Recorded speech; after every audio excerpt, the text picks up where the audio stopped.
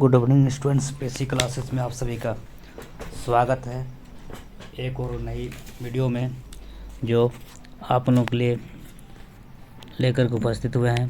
जो क्लास 10 का आपका सोशल साइंस का आपका मॉडल सिंपल क्वेश्चन पेपर है, जो आपका सेट नंबर 7 है। इससे पहले 6 गो सेट आपका अपलोड कर दिए हैं और अभी आपका 7वां सेट है, जो आपका सोशल साइंस का 7वां मॉडल सिंपल पेपर है, जो सब्जेक्टिव क्वेश्चन है।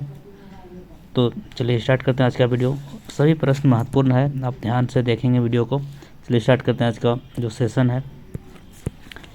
आपका इस सेट का फर्स्ट क्वेश्चन आपका है, पहला सवाल आपका है, यंग इटली क्या है और इसकी स्थापना किसने की। यंग इटली क्या था और इसकी स्थापना किसने की। देखिए, यंग इटली क्या है। यंग इटली एक गुप्त सरकारी संगठन था। यानी यंग इटली क्या है, एक गुप्त क्रांतिकारी संगठन था। क्या था?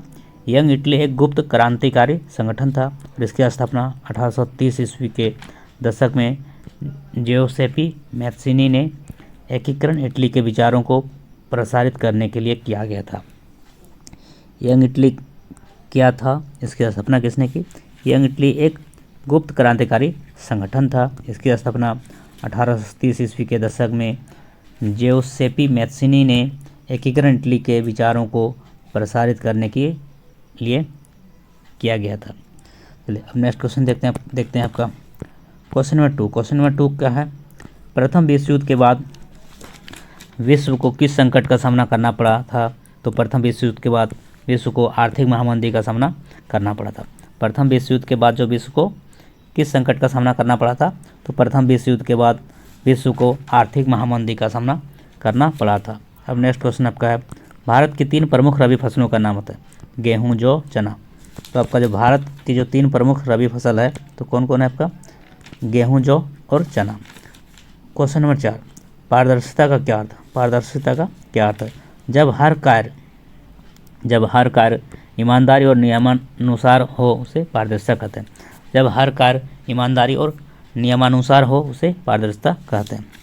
चलिए अब नेक्स्ट क्वेश्चन आपका है क्वेश्चन नंबर 5, राज्य सूची से क्या तात्पर्य है, इसमें क्या क्या विषय सम्मिलित है। तो राज्य सूची में ऐसे कोई 66 विषय सम्मिलित है जो प्रांतीय एवं स्थानीय महत्व के हैं। इनमें से मुख्य विषय कृषि, सिंचाई, व्यापार, वाणिज्य एवं पुलिस आदि है। इन विषयों पर राज्य सरकारें ही कानून बना सकती है।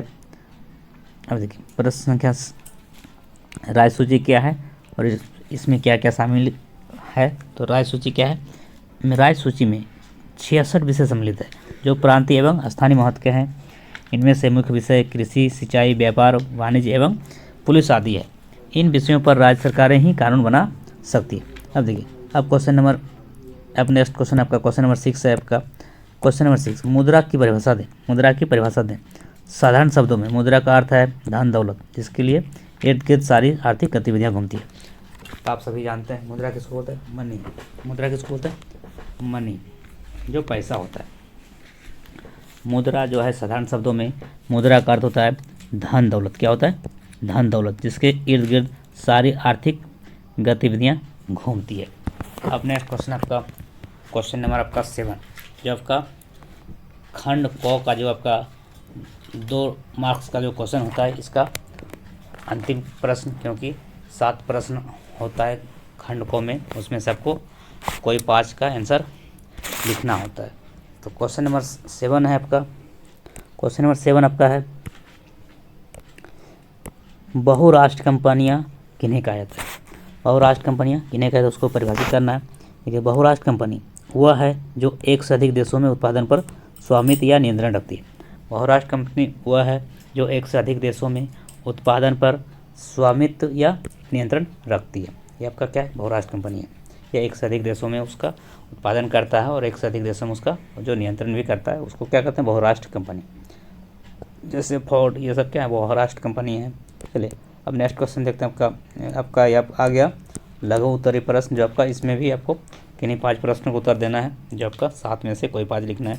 जो आपका प्रत्येक प्रश्न 3 अंक का होता है और इससे पहले जब अति लघु उत्तरीय प्रश्न आप पढ़ें उसमें आपका 5 क्वेश्चन लिखना था जो 7 में से, तो 1 से 7 तक आपका अति लघु उत्तरीय प्रश्न होता है और 8 से लेकर के 14 तक आपका लघु उत्तरीय प्रश्न जो प्रत्येक 3 अंक का होता है, जो आपको कोई 5 प्रश्न का उत्तर लिखना होता है। चलिए ये आपका क्वेश्चन नंबर 8 है।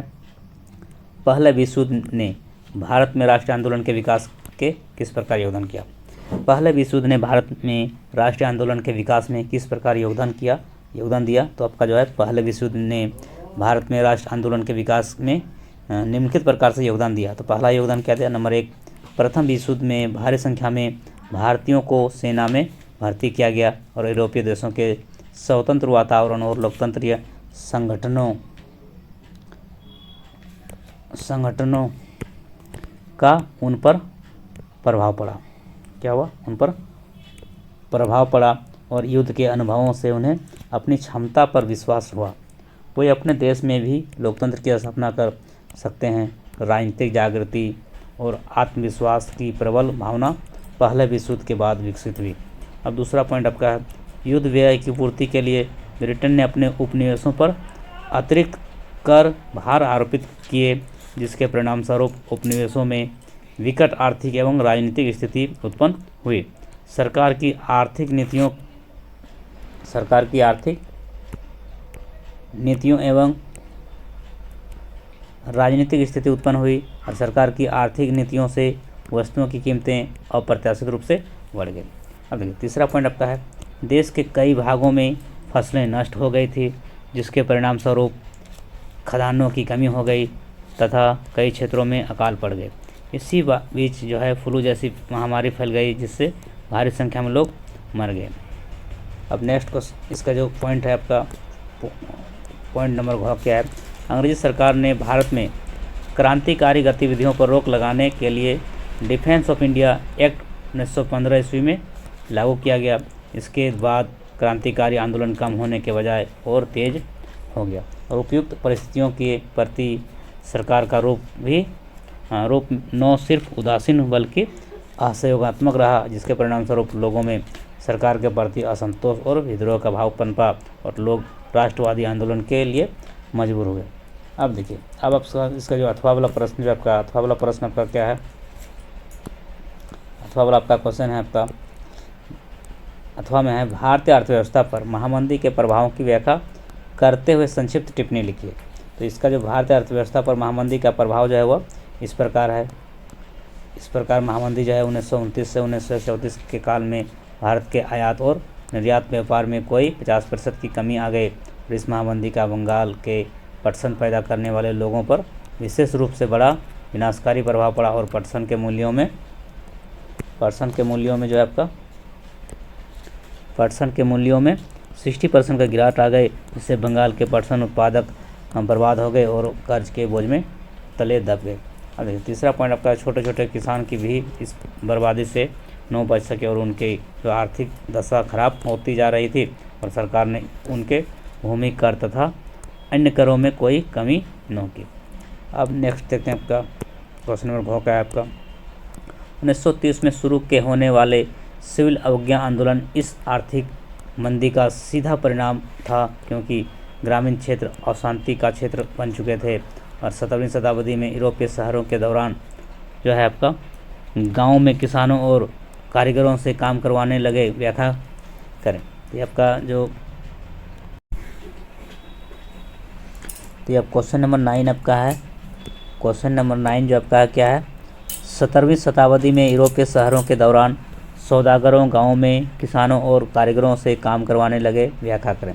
17वीं शताब्दी में यूरोपीय शहरों के दौरान जो है सौदागर गाँव में किसानों और कारीगरों से काम करवाने लगे। उन्होंने ऐसा निम्नलिखित कारणों से किया। पहला कारण है, उस समय विश्व व्यापार के विस्तार और उपनिवेशों की स्थापना के कारण चीज़ों की मांग बढ़ने लगी थी, इसलिए उद्योगपतियों और व्यापारी अपना उत्पादन बढ़ाना चाहते थे, परंतु शहरों में रहकर ऐसा नहीं कर सकते थे, क्योंकि वहाँ मजदूर संघों और व्यापारिक गिल्ड्स काफ़ी शक्तिशाली थे, जो उनके लिए अनेक समस्याएं पैदा कर सकते थे। नेक्स्ट जो आपका पॉइंट है, आपका दूसरा पॉइंट आपका क्या कर रहा है, शासकों ने भी विभिन्न गिल्ड्स को खास चीज़ों के उत्पादन और व्यापार का एकाधिकार दे रखा था। और तीसरा पॉइंट आपका ग्रामीण क्षेत्रों में किसान लोग और कारीगर ऐसे सौदागरों के लिए काम करने को तैयार थे, क्योंकि खुले खेत खत्म होने और कॉमन्स भूमियों की बड़म्बारी होने के कारण उनके पास जीने के लिए भी कम साधन बचे। इस प्रकार से इस प्रश्न का उत्तर क्या हो गया, कंप्लीट हो गया। और आपका इसके बाद जो अथवा क्वेश्चन है, मारियान और जर्मनिया कौन थे और जिस तरह उन्हें चित्रित किया गया उसका क्या महत्व था। ठीक है, फ्रांस की क्रांतिकारी दिनों में कलाकारों ने नारी रूपकों का प्रयोग जो है वो अमूर्त विचारों जैसे स्वतंत्रता, मुक्ति, ईर्ष्या, लालच, ये सभी क्या है, अमूर्त विचार है, और को प्रकट करने के लिए किया गया। कुछ कलाकारों ने इन महिला रूपकों का प्रयोग एकता के राष्ट्र प्रतीक के रूप में किया। और जो इसके बाद जो नेक्स्ट आंसर है आपका, फ्रांस में राष्ट्र के प्रतीक के रूप में लोकप्रिय ईसाई नाम मेरियन दिया गया। उसे लाल टोपी, तिरंगा और कालगी के साथ दिखाया गया और उसकी प्रतिमाएं जो है सार्वजनिक चौराहों पर लगाई गई, ताकि लोगों को एकता के राष्ट्र प्रतीक की याद आती रहे। इसी प्रकार जर्मनी में जर्मन राष्ट्र के प्रतीक के रूप में जर्मनिया को रूपक माना गया और उसे बलूत वृक्ष के पत्तों के मुकुट से सजाया गया, क्योंकि जर्मनी में बलूत को वीरता का प्रतीक माना जाता है। तो इस प्रकार से यह भी प्रश्न का आपका उत्तर क्या हो गया, कंप्लीट हो गया। अब नेक्स्ट क्वेश्चन आपका है क्वेश्चन नंबर 10। क्वेश्चन नंबर 10 आपका है, भारत में भूमि उपयोग प्रारूप का वर्णन करें और वर्ष 1960-61 से वन के जो अंतर्गत क्षेत्र में महत्वपूर्ण वृद्धि नहीं हुई, इसका क्या कारण है। देखिए, भारत का कुल भौगोलिक क्षेत्रफल जो है 32.8 लाख वर्ग किमी है, जिसका जो है 93% भाग ही जो है भूमि उपयोग आंकड़े उपलब्ध है और विवरण निम्नांकित है। भारत के कुल क्षेत्रफल के 51% भाग पर कृषि की जाती है। यदि इसमें प्रति भूमि को भी शामिल कर लिया जाए तो यह बढ़कर लगभग 54% हो जाएगा।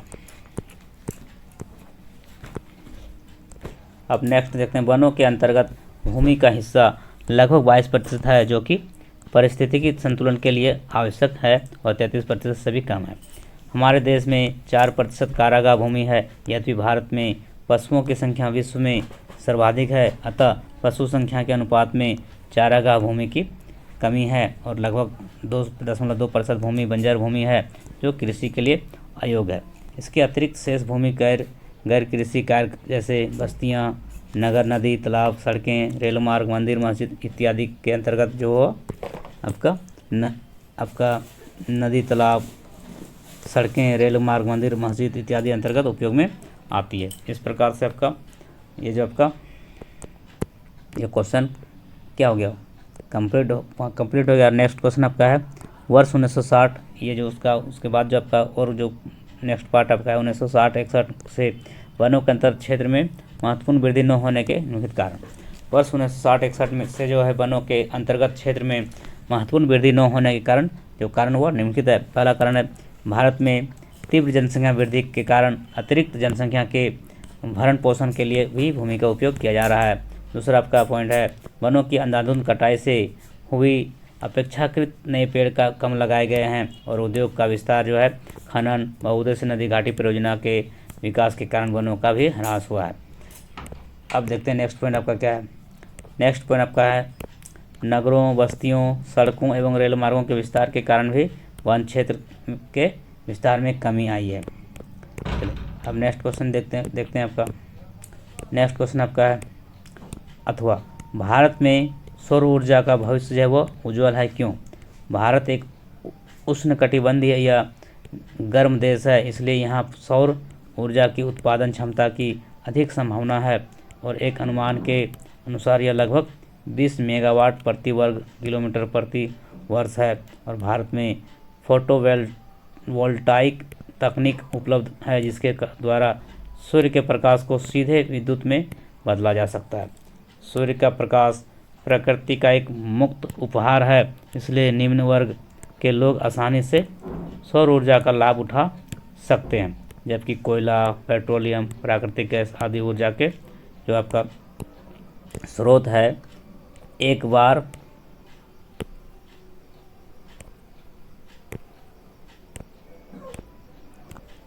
जो है वह एक बार प्रयोग करके दोबारा प्रयोग में नहीं ला सकते हैं। वहाँ सौर ऊर्जा एक नवीकरण स्रोत है, इससे बार बार प्रयोग में लाया जा सकता है।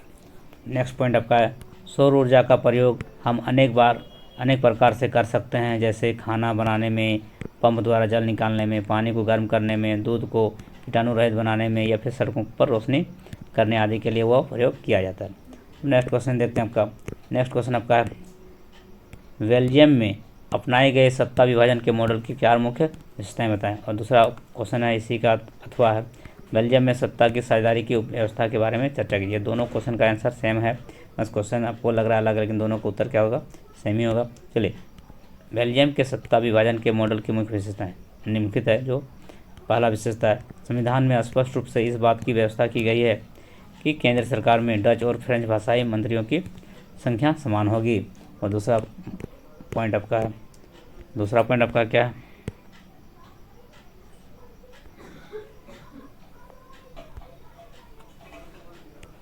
दूसरा आपका कुछ विशेष तभी बनाए जा सकते हैं जब दोनों भाषाई समुदाय के प्रतिनिधियों का बहुमत उसके पक्ष में हो।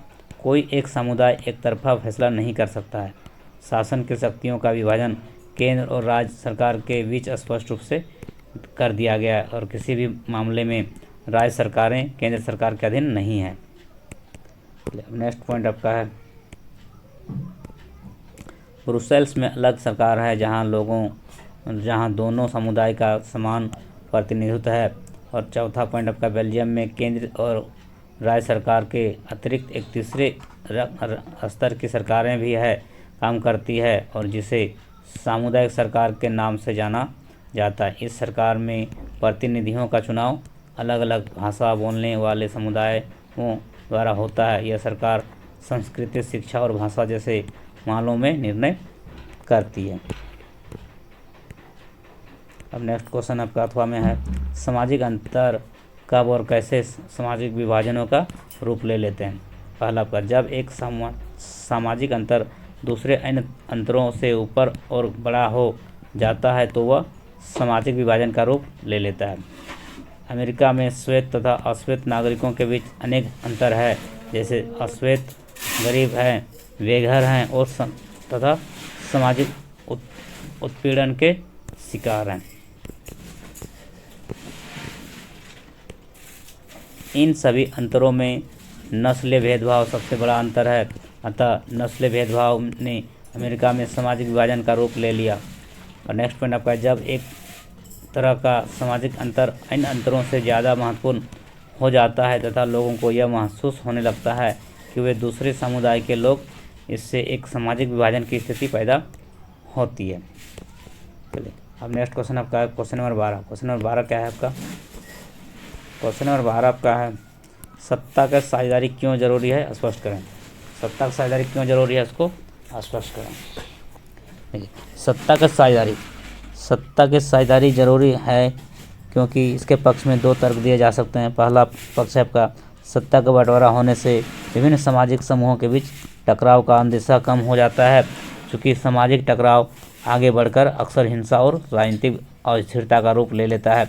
इसलिए सत्ता में हिस्सा दे देना राजनीतिक व्यवस्था के स्थायित्व के लिए अच्छा है। और नेक्स्ट आपका जो आपका तर्क है, दूसरा तर्क है आपका सत्ता के साझेदारी दरअसल लोकतंत्र की आत्मा है और लोकतंत्र का मतलब ही होता है कि लोग जो है इस शासन व्यवस्था के अंतर्गत उनके बीच सत्ता को बांटा जाए और यह लोग धैर्य से कर रहे हैं। इसलिए वह सरकार वही है जिसमें अपनी अपनी भागीदारी के माध्यम से सभी समूह शासन व्यवस्था से जुड़ते हैं। तो नेक्स्ट क्वेश्चन आपका 13 नंबर क्वेश्चन आपका है 13 नंबर ऋण के औपचारिक और अनौपचारिक स्रोतों के क्या अंतर है, अथवा साख के प्रमुख स्रोतों की व्याख्या करें। साख के प्रमुख स्रोत, पहला औपचारिक ऋण, दूसरा अनौपचारिक ऋण। ऋण के औपचारिक स्रोत क्या है? इसके अंतर्गत ऋण के वे स्रोत शामिल होते हैं जो सरकार द्वारा पंजीकृत होते हैं, इन्हें सरकारी नियमों और विनियमों का पालन करना पड़ता है। यह स्रोत बैंक, सरकारी समितियां हो सकती है। और आपका भारतीय रिजर्व बैंक ऋण के औपचारिक स्रोतों का कामकाज पर नज़र रखता है। ऋण उद्देश्य लाभ कमाने के साथ साथ सामाजिक कल्याण भी है और यह सामान्यतः ऋण के अनौपचारिक स्रोतों की अपेक्षा ब्याज की कम दर मांगते हैं। चलिए अब नेक्स्ट आपका पॉइंट है आपका, यह कोई अनुचित शर्त नहीं लगाते हैं। किसमें? अनौपचारिक में। ऋण के अनौपचारिक स्रोत, इसके अंतर्गत छोटी छोटी छिटपुट इकाइयाँ शामिल होती है जो सरकार के नियंत्रण से प्रायः बाहर होती है। यद्यपि इनके लिए भी एक सरकारी नियम है और विनियम होते हैं, परंतु यहाँ उनका पालन नहीं किया जा सकता और यह स्रोत है साहूकार, व्यापारी, नियोक्ता और मित्र। अनौपचारिक क्षेत्र में ऐसा कोई संगठन नहीं है जो ऋणदाताओं की ऋण क्रियाओं का निरीक्षण करता हो। अब देखिए नेक्स्ट क्वेश्चन आपका है, इनका एकमात्र उद्देश्य लाभ कमाना होता है। यह औपचारिक उधारदाताओं की तुलना में ऋणों पर ब्याज की अधिक ऊंची दर मांगते हैं। यह ऊंची ब्याज दरों के अतिरिक्त अन्य कई कठोर शर्तें लगाते हैं। ये आपका देखिए। अब नेक्स्ट क्वेश्चन आपका जो अथवा है, भारत में उपभोक्ता आंदोलन की शुरुआत किन कारणों से हुई और इसके बीच विकास के बारे में पता लगाएं। चलिए तो भारत उपभोक्ता में आंदोलन का शुरुआत किस कारण हुआ तो देखते हैं। बड़े पैमाने पर कारखानों एवं खाद्य पदार्थों की कमी, जमाखोरी, कालाबाजारी, खाद्य पदार्थों में मिलावट जैसी समस्याओं के समाधान के एक प्रयास के रूप में व्यवस्थित रूप से भारत में उपभोक्ता आंदोलन 1960 के दशक में शुरू हुआ। इस आंदोलन का उद्देश्य था उत्पादकों तथा विक्रेताओं के अनैतिक और अनुचित व्यवसाय कार्यों पर रोक लगाना तथा उपभोक्ताओं के हितों की रक्षा करना था। अब दूसरा आपका 1970 के दशक में जो अनेक उपभोक्ता संगठनों का गठन किया गया और इन संगठनों के द्वारा बृहत स्तर पर उपभोक्ता अधिकार से संबंधित आलेखों का भी लेखन और प्रदर्शनी आयोजन किया गया और आगे चलकर जो है सड़क यात्री परिवहन में अत्यधिक भीड़भाड़ तथा राशन दुकानों में होने वाले अनुचित कार्यों पर नज़र रखने के लिए उपभोक्ता दल बनाया गया। यह उपभोक्ता आंदोलन का ही परिणाम था। 1986 ईस्वी में भारत सरकार द्वारा उपभोक्ता सुरक्षा अधिनियम लागू किया गया जो सामान्य रूप से कॉपरा के नाम से जाना जाता है। यह अधिनियम उपभोक्ताओं की सुरक्षा की ओर उठाया गया एक महत्वपूर्ण कदम है। इस प्रकार यह प्रश्न का उत्तर क्या हो गया, कंप्लीट हो गया। अब देखते हैं क्वेश्चन नंबर 14। क्वेश्चन नंबर 14 क्या कह रहा है आपका? क्वेश्चन नंबर 14 आपका है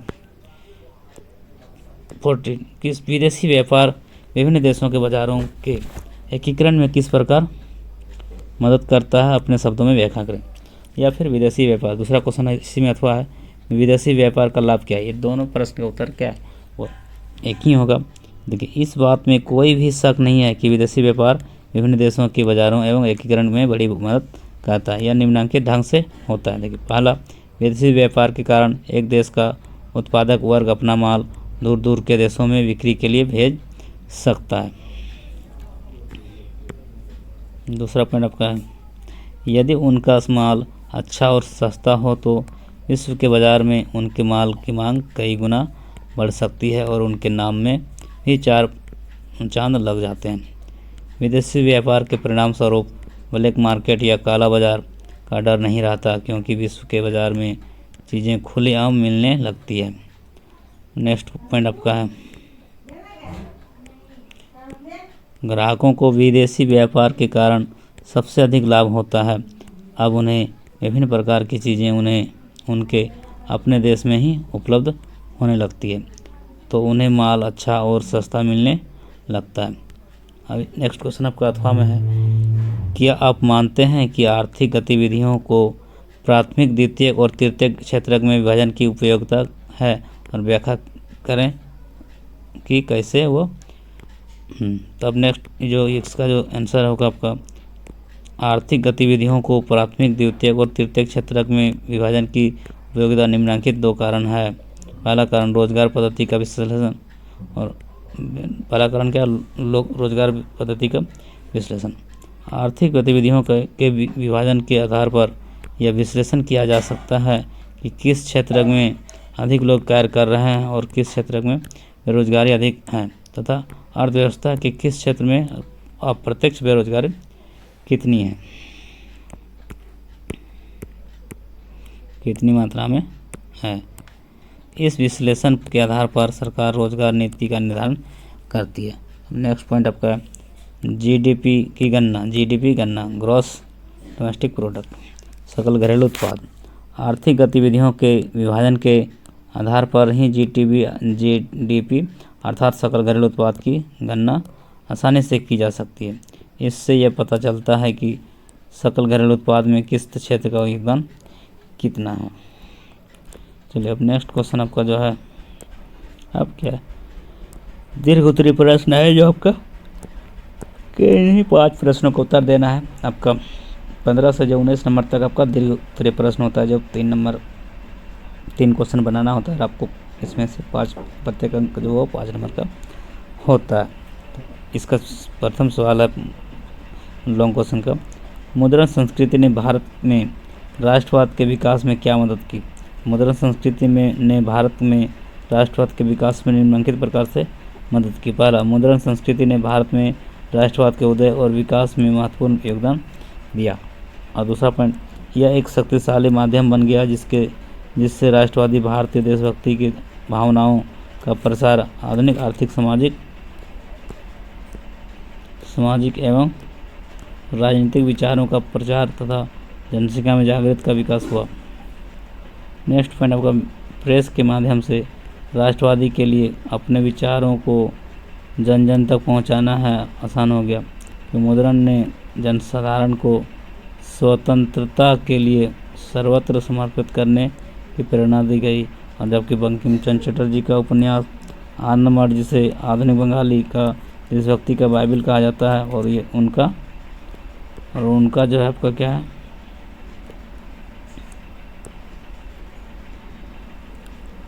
और उनका गीत वंदे मातरम भारत के जन जन के लिए आस्था, स्वाधीनता एवं देशभक्ति का स्रोत बन गया। अतः मुद्रण संस्कृति के विभिन्न विकास ने भारतीयों के आत्मतौर और देश प्रेम को जो जागृत करके उन्हें स्वाधीनता के मार्ग की ओर अग्रसर किया गया।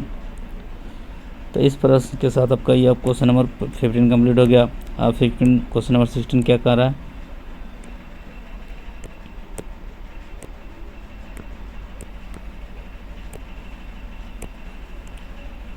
लोकतांत्रिक शासन व्यवस्था निश्चित रूप से अन्य शासनों से बेहतर है। इसका कथन तर्क के साथ इसको देना है। अथवा नेक्स्ट क्वेश्चन आपका, लोकतंत्र को सबसे अच्छा शासन व्यवस्था क्यों कहा जाता है। लोकतंत्र के 4 प्रमुख गुणों का उल्लेख है। नेक्स्ट, अथवा में लोहा लोकतंत्र को क्यों अधिक पसंद करते हैं।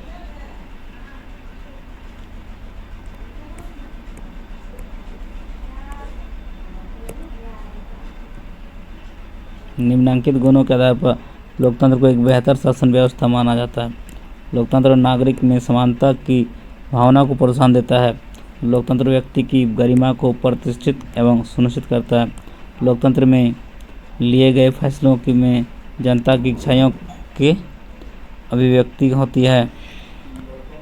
लोकतंत्र विवादों के समाधान का बेहतर उपाय और मुहैया करता है। लोकतंत्र में गलतियों को सुधारने का अवसर होता है। इसी कारण से लोग लोकतंत्र को अधिक पसंद करते हैं।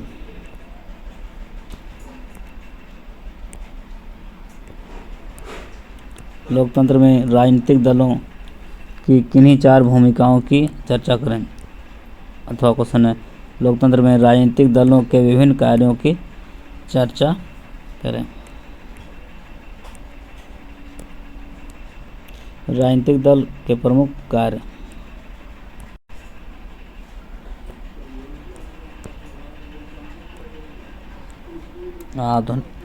राजनीतिक दल के प्रमुख कार्य। पहला कार्य आपका क्या है, चुनाव लड़ना। राजनीतिक दल का प्रमुख कार्य क्या है, चुनाव लड़ना। राजनीतिक दल के उम्मीदवारों का चयन दल के नेता द्वारा अथवा सदस्यों तथा समर्थकों द्वारा होता है। प्रत्येक राजनीतिक दल चुनाव जीतना चाहता है ताकि सत्ता प्राप्त कर वो अपनी नीतियों को क्रियान्वित कर सके। और दूसरा पॉइंट आपको, सरकारी नीति को दिशा निर्देश।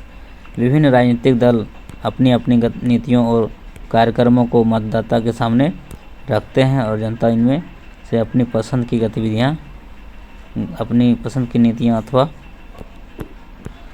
कार्यक्रमों को चुनती है। इससे सरकार को जनता की पसंद नापसंद के बारे में पता चलता है। अब तीसरा पॉइंट आपका कानून निर्माण। राजनीतिक दल कानून निर्माण में महत्वपूर्ण भूमिका निभाते हैं।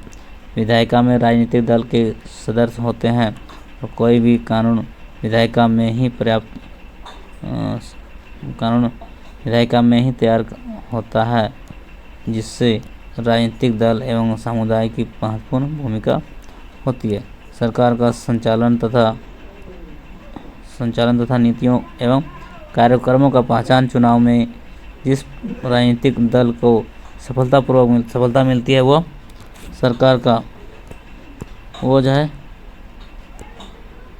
सरकार का निर्माण करता है तथा अपनी नीतियों एवं कार्यक्रमों को क्रियान्वित करता है।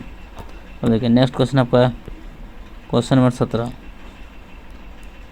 भारतीय रिजर्व बैंक अन्य बैंकों की गतिविधियों पर किस तरह नज़र रखता है, यह जानकारी क्यों है?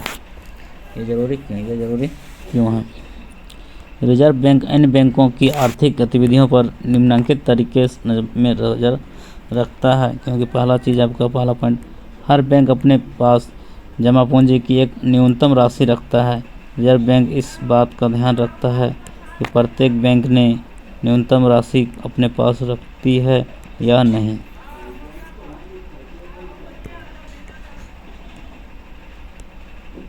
रिजर्व बैंक इस बात पर भी नज़र रखता है कि बैंक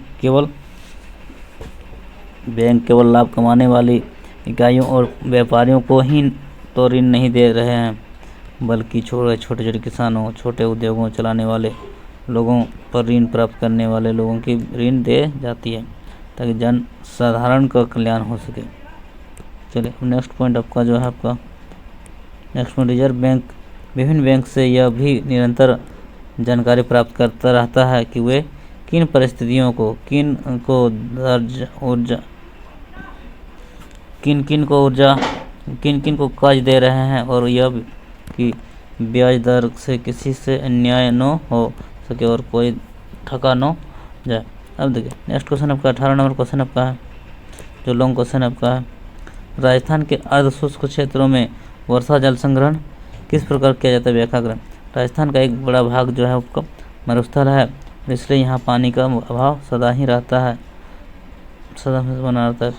इस तथ्य को सामने रखते हुए वहाँ के विभिन्न शासकों ने अनेक प्रकार के जलाशयों का निर्माण करके इस समस्या को दूर करने का प्रयास किया। अब नेक्स्ट क्वेश्चन आपका, नेक्स्ट जो पॉइंट आपका, आज भी बहुत से जलाशयों में राजस्थान के भागों में देखने को मिल जाते हैं। राजस्थान में कुछ मानव निर्मित झीलें और सरदार सरोवर जो है आपका इस प्रकार है। 11वीं शताब्दी में परमार राजा भोज द्वारा निर्मित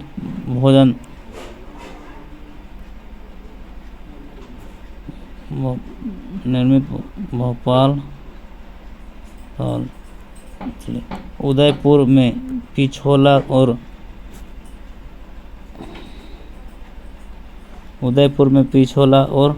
उदय सागर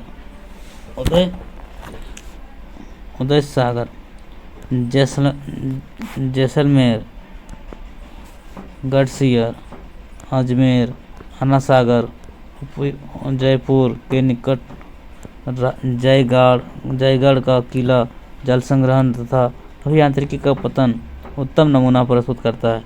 यह पतन समय की कसौटी पर खरे उतरते हैं और हमारे विकास का महत्वपूर्ण भूमिका यह पहलू निभाता है। पानी की कमी को पूरा करने के लिए राजस्थान में अनेक बवालियाँ मतलब वही सीढ़ियों वाले धुआं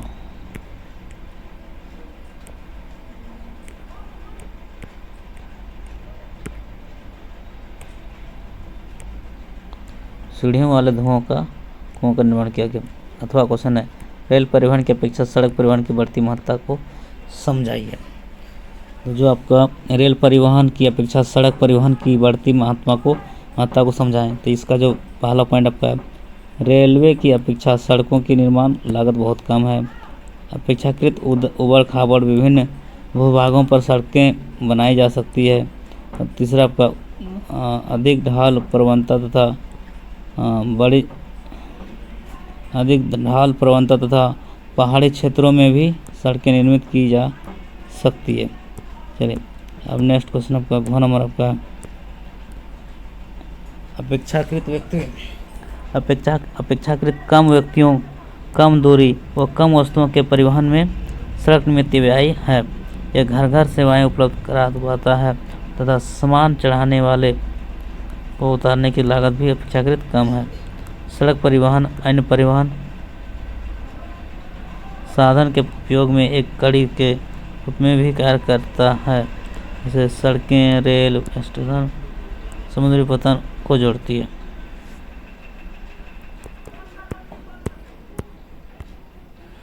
अब जब का नेक्स्ट क्वेश्चन आपका अंतिम क्वेश्चन इस सेट का, क्योंकि आप सभी जानते हैं कि 19 नंबर जो आपका सेट होता है यह क्या आपका मानचित्र रहता है। और मानचित्र में क्या नवेली है, आपका कोरबा है, चंद्रपुरा है और रावतभटा और नरोरा। ये आपको बताना है कि मानचित्र में यह इसका स्थान कहाँ है। तो सबसे पहले आपको पता होगा कि यह नवेली कहाँ है, कोरबा कहाँ है, चंद्रपुरा कहाँ है, तब जाकर आपको इसका सही उत्तर कर पाएंगे। हम आपको बता देते हैं, पहले तक राज्य का लोकेशन याद कीजिए कि कौन सा राज्य कहाँ है। और ये याद हो गया तो फिर आपके लिए क्वेश्चन आसान हो जाएगा।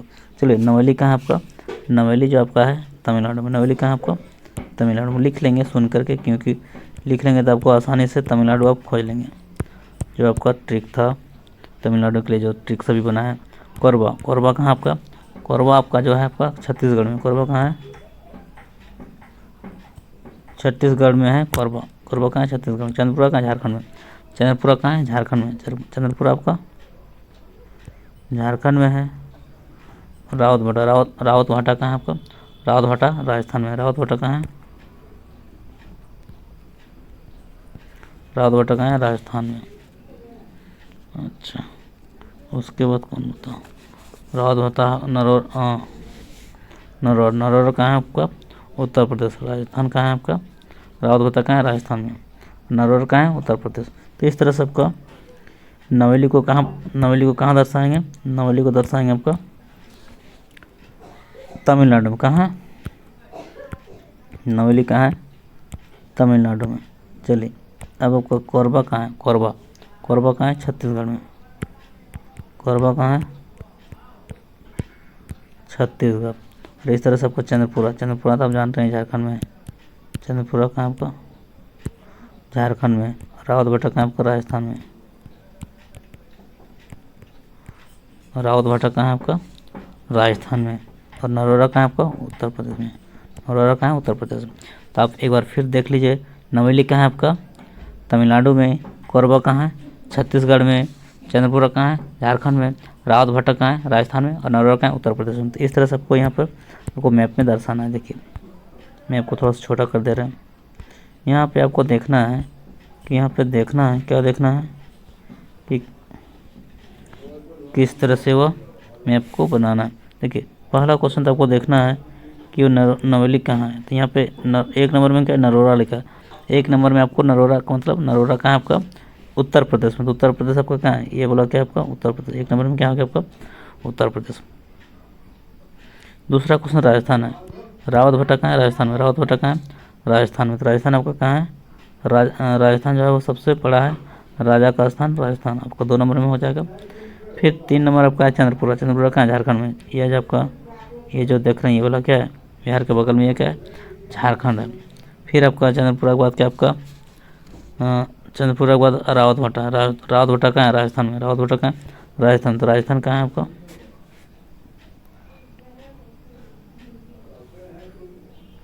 रावतभटा तो आपका क्या है, राजस्थान में। तो राजस्थान यहाँ पर है, इसी के ऊपर राजस्थान है। चलिए अब चंद्रपुरा कहाँ है, झारखंड में। ये आपका 3 नंबर क्या है, झारखंड हो गया।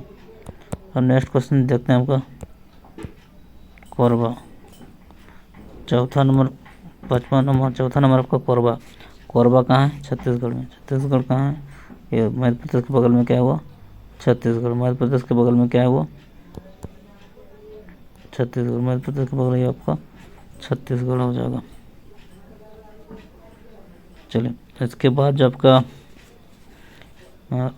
देखिए रावत भाटा कहाँ आपका हो गया, ये 2 नंबर में जो आपका रावत भाटा है ये आपका कहाँ राजस्थान में होगा। ये आपका 1 नंबर वाला नरोरा आपका उत्तर प्रदेश में, जो आपका यहाँ पर उत्तर प्रदेश, ये आपका उत्तर प्रदेश है। ये आपका क्या है, आपका उत्तर प्रदेश है। देखिए